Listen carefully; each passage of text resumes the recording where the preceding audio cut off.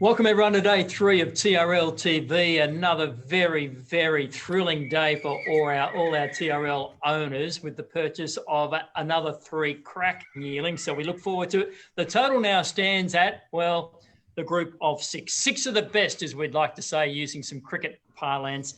And as I go to the CEO of the Racing League and Steve Brown, we were really sort of concentrating today on picking those early types, those early runners to give us the biggest instant gratification we possibly can, Steve.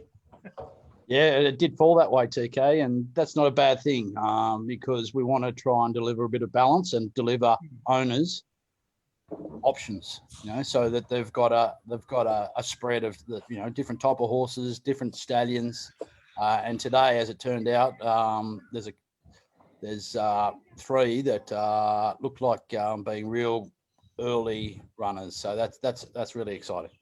That's what the Magic Millions is all about. And who knows, we could be dusting off the good shorts and the Hawaiian shirts for this time next year at the $1 million or the multi-million-dollar Magic Millions race day. Joining us on site is the head of our bloodstock team up there at the Magic Millions, and Mick Malone. Pretty good shopping today, Mick. I've got to give yourself a wrap. Thank you, mate. No, I feel really, really comfortable with what we come away with today. It's like Steve said, you want to diversify your horse a little bit. And I think we've bought horses that'll be nice sort of late 2-year-olds into their 3-year-old career. And today I think we really hit home on those real precocious, nice horses that look like they're going to be up and running early. Mate, you're in action pretty early, lot 425. That was early on day 3, this Bay Colt, Pride of Dubai. Yeah, really nice horse. I've had a fair bit to do with Pride of Dubai, and he's doing a pretty good job. He's just got babies, but I thought a lot of the Pride of Dubais can have a little bit of scope. I've had a fair bit to do with Pride of Dubai and his father in Street Cry. And often he can leave you one that just has a bit more scope and they'll need a little bit more time. But that certainly isn't the case here. He's out of a Snippet Son mare, and Snippet's as a broodmare sire has been phenomenal. And Snippet's son is a son of Snippet's. He's strong. He's got lovely short little cannons, lovely length of forearm and strength, just looks so precocious. And again, has that good attitude and all that shape that we talk about. He just looked the part. Steve, to give owners a little bit of an insight there, $150,000. You put a sort of a bracket on it price-wise, all these horses. You'd be relatively happy with that?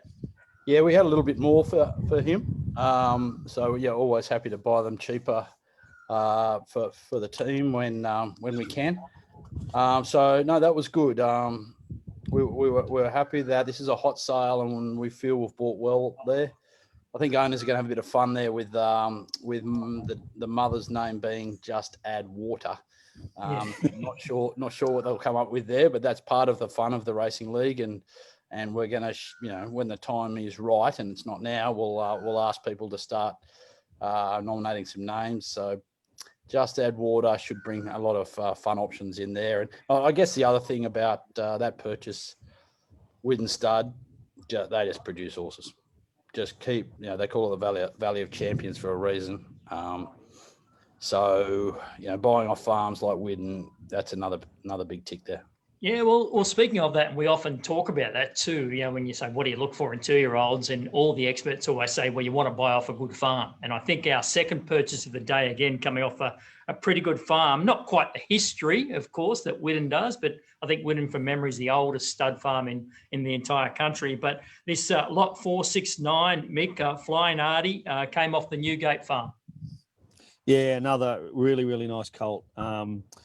Flying Artie, I've got to say, he snuck up on a lot of people as a stallion. He probably wasn't that sought after. Well, he certainly wasn't that sought after in his first season. So he's only got 2-year-olds now, but he leaves you a horse that probably you wouldn't think maybe a 2-year-old looking at him. They're quite scopy, and but they've really, really bounced out. Now this bloke to me had that look to him. He certainly had that look of a Flying Artie that in that first year they haven't really launched into them, but he had a lot more quality as well. So he's a beautiful big jowl on him. And look, I was wrapped with him. He's well bred. The mare's a producer already. Whenever you're buying out of mares like that, you're a chance. And look, he took mine. I loved him. And like Steve said, it's, and yourself, CK said, you want to buy off good farms. And one thing about Henry Field, he has studied and he's looked into every way that he can breed the best and keep up with the Joneses, so to speak. So he's doing a job, and he's already proved for a young farm, they're getting the stakes horses like any other farms. They're doing a terrific job. So wrapped to buy off them. Yeah, and good buzz about Flying Artie as well. And from memory, Steve, as a racehorse, he raced against all these famous 2-year-olds, but he often came up with that giant killing performance. He might prove that way as a sire. Yeah, everyone's got to look at his Blue Diamond run where he ran second. Correct. Unbelievable. Like Mick Price Cornelled that race with Extreme Choice, and just watch Google Extreme Choice's Blue Diamond, watch what Flying Artie does there, and then go to arguably the most important stallion-making race in the country, the Coolmore Stud Stakes down the straight Phenomenal. on Derby Day. Yeah. And he has beat Astern, Extreme Choice, Russian Revolution, and there was one other stallion there that he's beat. I think it might have been Star Turn. It's amazing that the quality of the horses that he beat. So he was a bit of a freaky horse, and as Mick said, he was a bit off type wise, but they've still. He just leaves a bit there. Yeah, he just left a bit more scope, Steve. You know, remember we were sort of saying they sort of didn't look like they were going to be precocious, which is great, I think, because when you get a yearling that grows into a 2-year-old and it doesn't look an obvious 2-year-old, but then they go on to show that early speed. To me, it means they're going to be, they'll be 2-year-olds and 3-year-olds because they've got the scope to go on with it. And I think we'll really see him bounce out with those stakes placed and group placed 2-year-olds we've already seen. I think he'll be as hot as in the next sort of 6 months. Yeah. And I think that's really exciting for the owners in the racing league, that they've got themselves a stallion there that could be really, really on the up.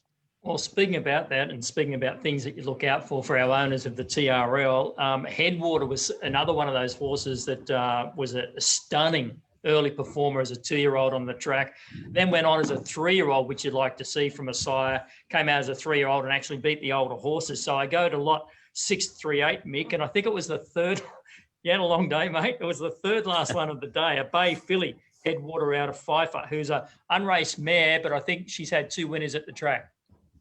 Yeah, no, that's right. A Stormcat mare, so it's like there's a lot of pedigree there. If you look back through her page and back to Sunday Silence, it was an amazing Japanese stand. I again really a lot of quality here. We did a little live chat with Oriella straight after we bought. So Blake Ryan was underbidder, and Blake Ryan is Gerald Ryan's son. He would have had a huge grounding as far as type. Because Gerald Ryan, probably arguably one of the greatest judges you see around the sales. And Gerald and Blake would have had a good chat about that horse. We didn't pay the huge money, but don't let that put anybody off, because it's you come to these sales to buy quality and buy types that you love, and that's all we do. No matter what the price is, right or wrong, I'm banging on my chest. I absolutely love the filly. She looks more like an Exceed and Excel than she actually did a Headwater. She just has that really good shape to her that looks at sharp, precocious. As I said, we bought 3 today, and they just look like, you could see any of them lining up in the race next year. Steve, would you please, Steve? It was $80,000. That's well, it should please the owners too, the racing league owners, because what it does for them, it gives them options to then in the draft select a more expensive horse.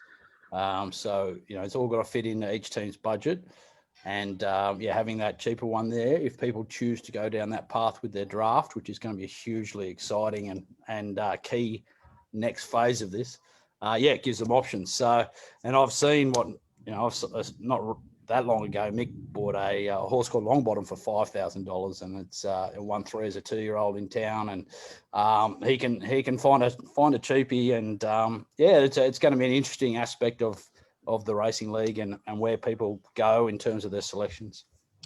I know that the racing league very much based around the tribalism of state v state, and I reckon Queenslanders, the Queensland Rogues owners, would like to have a little spirit of boom in their camp. We tried pretty hard to get one, Mick, but just couldn't do it.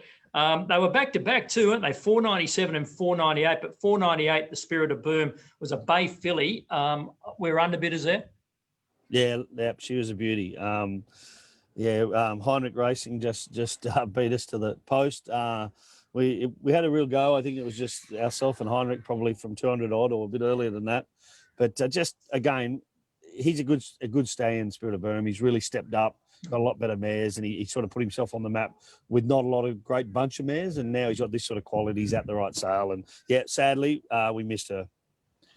And the other one we missed there, TK, was lot 542, the Piero colt, who was out of a sister to Piorata and Ashakan. Yeah, I guess we weren't, to be fair, that sold for 450 and we were there at 400. So anyway, we fight another day. I think did that go up to Hong Kong? That one? Did, mate, correct. Yeah, Hong Kong Jockey Club. But again, beautiful bred colt, like 3/4 brother to Piorata, and we know Piorata well. He just had that look to him, but sadly we missed him. All right. And let's think about, three. We've got a stable of 6 now, 6 of the best for the owners of TRL, and it's on again tomorrow, just for everyone. There's a couple of days to go. Friday, then, of course, Saturday is Magic Millions Day with $10 million up in prize money for grabs. And then, of course, the sales after the race. It's just what you need, which is terrific. But, yeah, what are you looking at tomorrow, Mick? A short list of what, 10 or 12? Yeah, it's about that again, I think, Steve. Steve's got the list there. It's about 10 or 12. And we've been through everything with our vet, Johnny Walker, and we're ready to rock tomorrow and lined up, ready to go again. Yeah, he's knocked 4 out, and we've got to respect that and appreciate the work that Johnny's doing. So he's not 4 out, so it still leaves us with 11 tomorrow. And there is one there that Mick's instructions are must have attack. So we'll see how we go there. All right, and we won't divulge that. We'd love to be able to let everybody in so they can watch it online and everything and know that you're bidding, but we just don't want to give everybody else a little bit of a kickstart there and try and run it up even more. And when we say Johnny Walker, the vet, of course, he's famous. I guess first met him when he was dealing with the likes of the Freedmans and Makybe Diva and Miss Andretti and those horses. He's a champion. He doesn't have to bend down to walk under the horse either, which is a huge advantage for him, Johnny.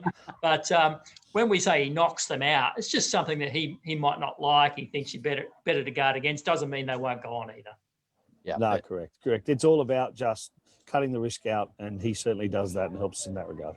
All right. It's a really important aspect of the role we play in representing people's money and investing on their behalf. So, it's frustrating when a horse you love gets knocked out, but yeah, we have to do it that way. Yep. Terrific. Again, that's TRL TV. Thanks, Mick. Thank you, guys, and for everyone out there, don't forget to tune in. Like, we've got a half sister Shakiro in the Magic Million, so it's something to really follow into Saturday because it's going to be extremely exciting. So I'm looking forward to that as well. Yeah, a lot of the big fancies are drawn out wide, out past the car park. They're virtually back in Brisbane. A lot of the fancied runners, and Shakira's come up beautifully in gate number 1. So without staying out of trouble, should get the gun run and hopefully pounce in that final couple 100 metres. Yeah, for sure. That'd be terrific. Mick, before you go, you might like to show everyone the new hats that are coming out. What do you got there, mate? Yeah, I was wrapped. Like, how nice are they? Really, really, really nice. That's a Rogue hat. I've got a Blues hat here. I think we've only got the 2 just to show you guys, but yeah, look at those. Beauty. Happy with the Queensland hat myself. Nah, well, you jumped camps. No, I haven't really. I just thought it was a nicer hat. It just suited me.